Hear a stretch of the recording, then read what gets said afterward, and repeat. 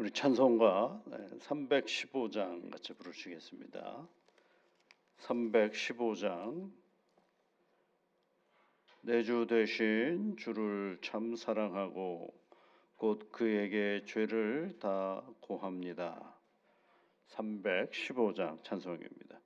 내 주 되신 주를 참 사랑하고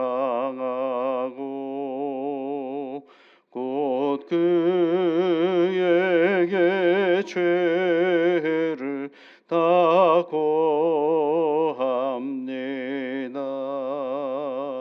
그 은혜를 주신 내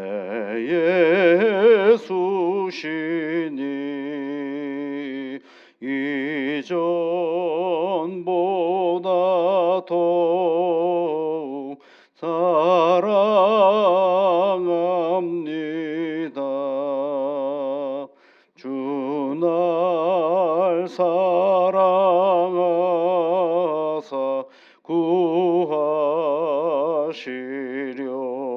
구하시려고 저 십자가 고난 당하셨도다. 그 가시관 쓰신 내 주 배우니 이전보다 더욱 사랑합니다. 내 평생에 힘쓸 그 큰 의무는 주 예수의 덕을 늘 기림이라. 숨질 때에까지 내 할 말씀은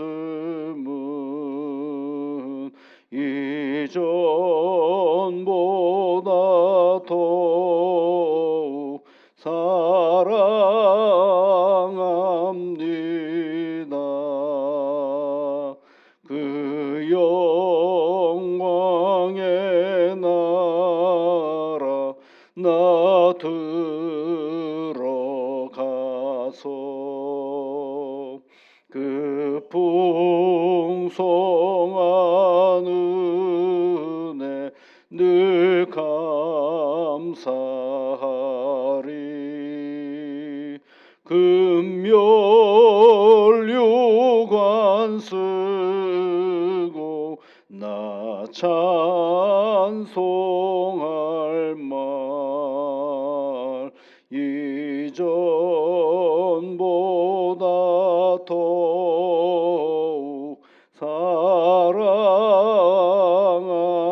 사랑합니다.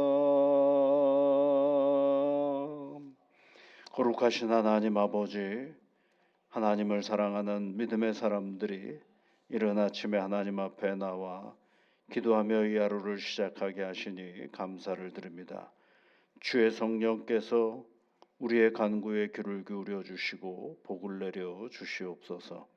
하나님 아버지, 이른 아침에 하나님 앞에 간구하옵는 것은 믿음의 가정을 위하여 기도합니다.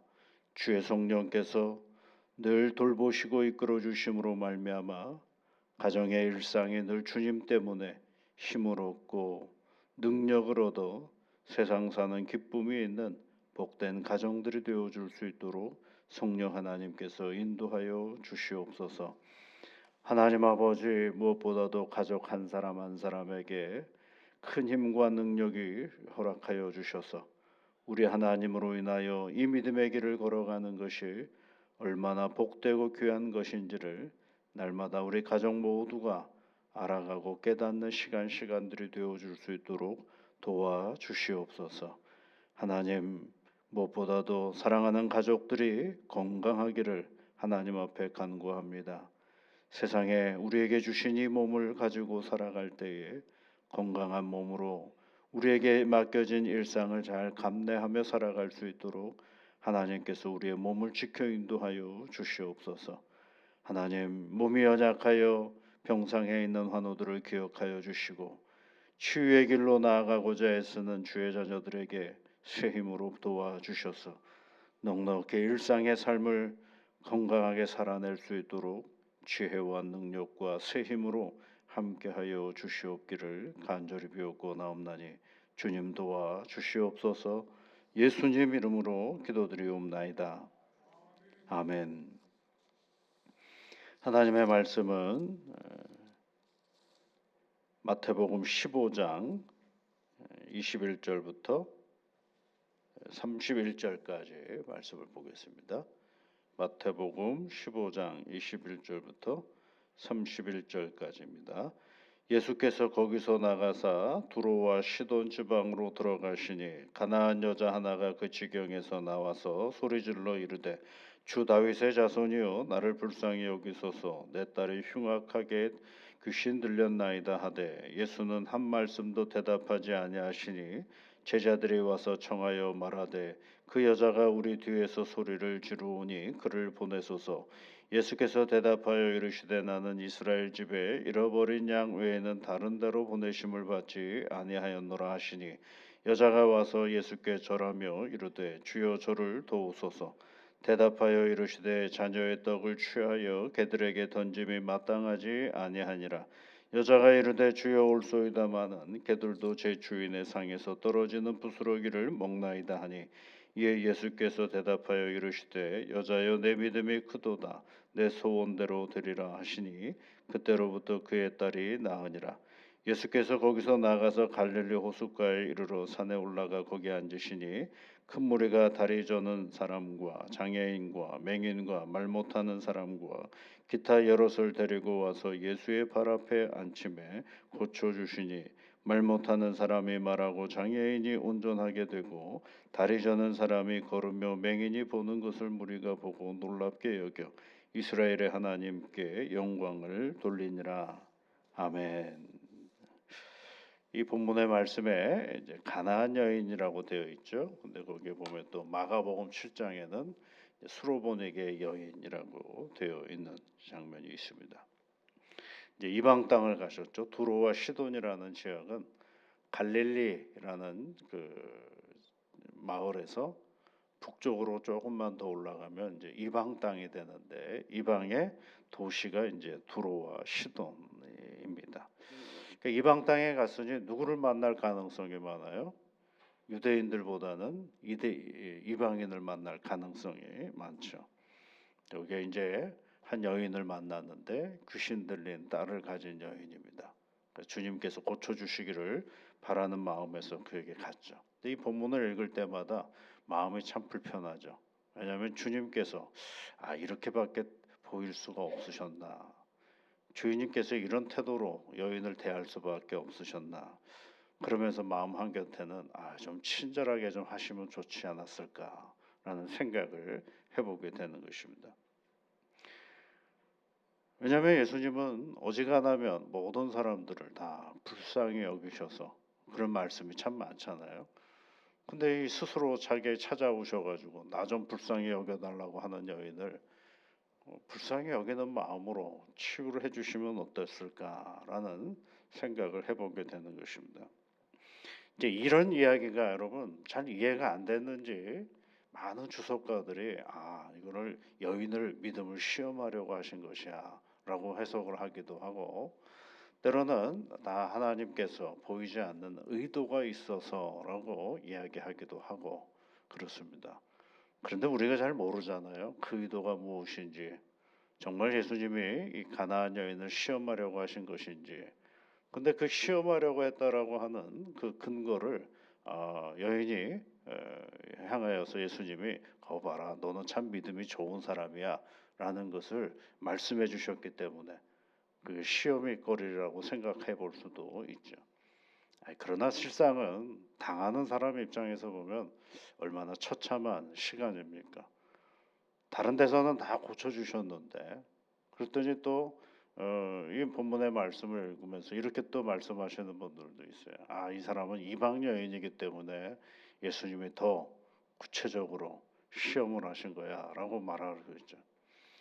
그러려면 일관적이어야 되지 않겠습니까? 근데 마태복음 8장인가에 가보면 백부장이 하인에 고쳐주시는 장면이 있잖아요. 그 백부장은 로마 군인이거든요. 역시 이방인이거든요. 그 이방인을 향하여서 말씀하실 때는 내 하인이 이제 병들어 죽겠습니다라고 하니까 주님이 뭐라 그러셨느냐면 내가 가서 고쳐주리라라고 얘기를 하시죠. 그랬더니 백부장이 막잖아요. 아닙니다. 나도 내 소에 부하가 있어서 이래라 저래라 하면 따르니까 여기서 말씀하시면 내 하인이 낫겠습니다까지 얘기하잖아요. 거기는 가시겠다라고 얘기하셨거든요. 똑같은 이방인 남자 여자를 차별하셔서 그러신 걸까요? 아니지 않겠습니까? 그런데 왜 가나안 여인한테는 참 모질게 하시는 그런 말씀을 하고 계시는 것일까? 참 이해가 안 되는 부분인 것입니다. 참 이해가 안 됩니다. 그러니까 이것을 시험이라고 얘기해야 되는지 우리가 다 그 근거를 다 알 수는 없죠. 그러나 일단은 벌어진 일입니다. 벌어진 일이죠. 똑같은 상황인 듯한데 예수님의 반응은 다 다르고 있다라는 것을 알 수가 있어요. 어쨌든 그런 형편 속에서도 이 여인은 참 일관됩니다. 22절 말씀에 보면 불쌍히 여겨주세요라고 소리 지르는 장면이 있죠. 예수님의 모진 말을 듣고도 25절에는 절하며 이르되 주여 저를 도와주세요라고 또 얘기를 하고 27절 말씀에 뭐 상회에 있는 그것 개한테 주지 않는다 뭐 이런 얘기를 하니까 개는 이방인을 뜻하는 거거든요. 근데 그 말도 옳습니다라고까지 얘기하죠. 27절 말씀에 보면 주여 옳습니다. 그러나 부스러기는 상 아래에 있는 개한테 주지 않습니까? 라고까지 얘기를 합니다. 그러니까 예수님이 은근슬쩍 참 모진 말을 하는데 그 예수님 앞에 서 있는 여인은 자존심 상해가지고 에이 하고 돌아서는 것이 아니라 예수님이 하신 모진 말보다도 더 밑으로 내려가는 걸 볼 수가 있어요, 여러분. 그 모진 말보다도 더 밑으로 내려가는 거죠. 여러분 우리는요 간혹 보면 신앙생활을 자존심으로 하는 경우들이 있어요. 자존심도 중요하죠. 그래서 누군가가 나의 존재를 좀 긁어대는 말 한마디 하거나 힘든 이야기를 하면 정말 쓰라려 가지고 어쩔 줄을 몰라 하는 거죠. 근데 그보다 더 밑으로 한번 내려가 볼 생각은 안 해보셨습니까? 그보다 더 밑으로 한번 내려가 보는 생각을 해보는 겁니다. 이 여인은 여러분 두 가지가 분명합니다. 하나는 저분이 내 딸을 낫게 해야 되겠다라는 생각을 하나 가지고 있어요. 그 자신의 문제죠. 지금 이 여인의 예수님을 찾아온 가장 궁극적인 목적은 뭐예요? 그분이 나에게 친절하게 해줄 거야. 나를 불쌍히 여겨 주실 거야. 라는 그런 어떤 것보다도 저분은 내 딸을 낫게 해 주실 거야. 라는 그 생각이 있는 거죠. 그 생각은 주님이 우리에게 어떤 반응을 보이시든지 변함이 없는 거죠. 그러니까 주님이 낮게 얘기하니까 그보다도 더 낮은 자리로 가는 것을 그 모습을 보게 되는 것입니다. 우리는 여자여 너의 믿음이 크도다 이 말을 들었기 때문에 이 여인이 굉장히 그냥 끝까지 아무렇지도 않게 주님에게로 있는 거라고 하는데 나의 무너진 것을 꼭 붙잡고 누구 앞에 계속 서 있는 거예요? 예수님 앞에 서 있는 것입니다. 여러분 우리가 예수를 잘 믿는다라는 건 좋은 상황을 만들어가는 게 아닙니다. 예수를 잘 믿으면 어려웠던 상황이 하루아침에 바뀌는 것 그런 경우도 있겠지만 그렇지 않은 경우도 수두룩백백합니다. 예수를 믿으면 믿을수록 오히려 내가 무너져야 될 자리가 더 많은 경우들이 너무너무 많죠. 어느 때는 예수님 때문에 탄식할 때가 더 많고, 어느 때는 그 억울함 때문에 잠 못 이루는 시간들도 많고, 때로는 예수 믿는 건데 내 안에 오히려 더 솟구치는 분노가 가득할 때도 있고, 이해가 안 되는 온갖 형편들이 우리 앞에 놓여 있을 때도 있어요. 여러분, 욥이라는 사람 한번 생각해 보십시오. 얼마나 하나님 앞에 잘 믿음의 길을 가려고 애를 썼던 사람입니까? 그런데 그에게 쏟아지는 것은 고통밖에 없었죠. 하나님께 그렇게 잘하려고 했던 사람에게도 우리 고통은 피할 수 없는 어떤 삶의 조건이 돼버리고 말았다는 것입니다. 그런데 여러분, 그 비참함의 자리에 오히려 단단하게 서 있으니까 그 자리가 뭐로 바뀌느냐 하면 신비로움으로 바뀌는 자리가 되는 것입니다. 그래서 다른 고침을 받았고, 그리고 그 여인은 하루아침에 뭐가 되는 거예요? 신앙의 신비의 영역으로 들어가게 되는 그런 과정이죠. 예수를 잘 믿는다라는 것은 어쩌면 내가 가지고 있는 그 자존심과 그 모든 것들이 완전히 무너질 때에 거기서 하나님의 새로운 신비의 세계로 나아가는 것입니다. 그래서 우리는요, 종교인으로 머물러 있어서는 예수를 제대로 못 만날 가능성이 많아요. 예수를 잘 믿는다라는 건 오늘도 그분 앞에서 누가 무너지는 자리냐면 내가 한없이 무너지는 자리입니다. 내가 내 자신이 무너져야 누가 나를 세워가시느냐면 하나님이 세워가는 나를 보게 되는 것이고, 그럴 때에 비로소 자존심으로 살아가는 내가 아니라 자존감으로 살아가는 것이 되는 거죠.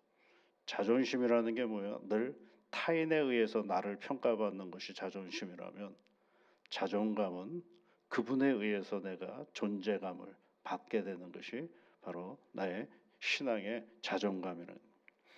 그래서 믿음 생활은요, 이 땅에서 확실성을 제공하는 것이 아니라 불가해야 하는 것들, 아직 이해할 수 없는 것들에 대하여 누가 열려져 가는 것이냐면 내가 열려져 가는 자리가 바로 우리의 신앙의 자리인 것입니다. 그러니까 이해할 수 없기 때문에 자꾸 묻는 거예요. 하나님, 이게 뭡니까? 왜 이래야 됩니까? 그리고 이해할 수 없기 때문에 하나님께 구하는 것입니다. 그래서 그 구하고 물을 때 내가 이해할 수 없기 때문에 눈물이 나기도 하고 또 외치기도 하고 저항하면서도 내 믿음과 인내를 끊임없이 하나님 앞에 다시 요구하는 그런 자리가 바로 우리의 신앙의 자리입니다.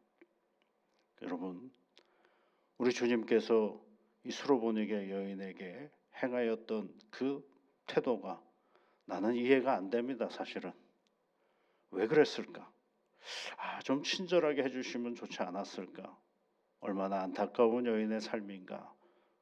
그러니 그에게 좀 더 긍휼의 마음과 불쌍히 여기는 마음으로 다가가셨으면 얼마나 좋을까? 그것이 저의 마음입니다. 그러나 그런 것하고 아무 상관없이 여인은 일관되게 그 주님을 붙잡고 있다라는 것입니다. 그랬더니 어떻게 결과가 됐어요? 너의 믿음이 참 크다라고 말씀하셨고 그에 따른 치유를 해주셨습니다. 우리가 참 성경을 읽으면서 어려운 일 중에 하나는 뭐냐면 결과를 다 알고 읽기 때문에 결과를 다 알고 읽고 있잖아요. 그러니까 우리가 이야기할 때 결과까지도 다 얘기할 수밖에 없죠. 그러나 우리가 여인의 입장에 서 보면 아직 결과를 모르잖아요. 어떤 일이 우리 앞에 있을런지, 왜 주님이 저런 말씀을 하실런지 참 가슴 아픈 말 아니겠어요? 그런데 그 가슴 아픈 이야기를 그대로 붙잡고 결코 주님으로부터 멀어져 가는 것이 아니라 주님에게로 더 가까이 가서 날 좀 불쌍히 여겨주세요. 주여 저를 도와주소서. 주님이 옳습니다. 그러나 상 아래에 있는 개도 부스러기는 먹지 않습니까? 라는 이 절절한 붙드는 그 마음이 바로 그의 믿음의 자리를 더욱더 든든히 세워갔다라는 것입니다. 오늘도 여러분 예수님을 꼭 붙잡으셨으면 좋겠습니다. 이해가 안 돼도 그분을 꼭 붙잡으셨으면 좋겠습니다. 예전에도 그런 말씀을 한번 드린 적 있죠. 마트나 이런 데 가보면 아이가 장난감 사달라고 하는데 엄마가 안 사줄 때가 있죠. 그러니 엄마가 막 떼어놓잖아요. 그런데도 어떻게 해요? 아이가 딴 데 가는 게 아니라 자기 어머니 딱 팔 붙잡고 놓지 않는 그런 장면들을 여러분 가끔 보실 수 있을 것입니다. 싫어서가 아니지 않습니까? 그런 여러 가지 다양한 경우들을 생각하면서 오늘도 하나님을 꼭 붙잡고 주님이여 날 도와주소서라는 그런 마음을 가지고 오늘도 이 믿음의 길을 걸어가는 새날이 되시기를 주의 이름으로 축복합니다. 우리 같이 기도하겠습니다. 하늘에 계신 우리 아버지, 아버지의 이름을 거룩하게 하시며 아버지의 나라가 오게 하시며 아버지의 뜻이 하늘에서와 같이 땅에서도 이루어지게 하소서. 오늘 우리에게 일용할 양식을 주시고 우리가 우리에게 잘못한 사람을 용서하여 준 것 같이 우리 죄를 용서하여 주시고 우리를 시험에 빠지지 않게 하시고 악에서 구하소서. 나라와 권능과 영광이 영원히 아버지의 것입니다. 아멘.